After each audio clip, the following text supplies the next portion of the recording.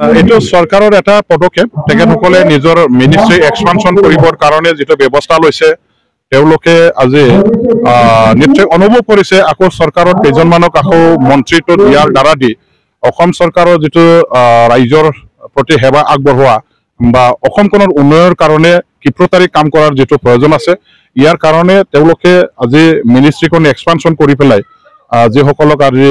মন্ত্ৰীটো দিয়াৰ কাৰণে মন্ত্ৰীৰ বিষয়বাদ দিবৰ কাৰণে ব্যৱস্থা কৰা হৈছে এইটো এটা মানে আমাৰ কি কয় জেনেৰেল এটা পলিচি অসম চৰকাৰৰ এইটো এটা সাধাৰণ এটা পলিচি বুলি মই ক'ব খোজো আৰু যিসকলে আজি মন্ত্ৰীৰ বিষয়বাদ পাব যিসকলক নতুনকৈ ইণ্ডাকশ্যন কৰা হৈছে মই তেখেতসকলক শুভেচ্ছা জ্ঞাপন কৰিছোঁ ধন্যবাদ জ্ঞাপন কৰিছোঁ আৰু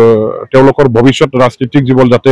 জীৱনটো যাতে উজ্জ্বল হৈ থাকে আৰু সফলতাৰে ৰাইজৰ মাজত কাম কৰি পেলাই নিজৰ দক্ষতাটো যাতে পৰিচয় দিবৰ কাৰণে চেষ্টা চলাই কাম কৰে আৰু নিৰপেক্ষ এটা দৃষ্টিভংগী কোনো জাতি দল সংগঠন কাকো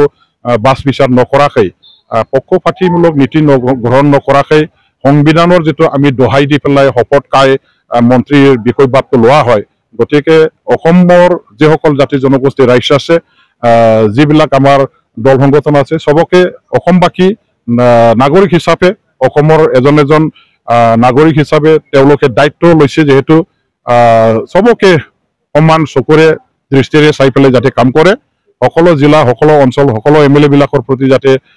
নিৰপেক্ষ দৃষ্টিভংগীৰে চাই মিলি সমান সুযোগ সুবিধা দিয়াৰ ব্যৱস্থাৰে যাতে কাম কৰে সেইখিনিকে মই তেওঁলোকৰ প্ৰতি আহ্বান কৰিছোঁ।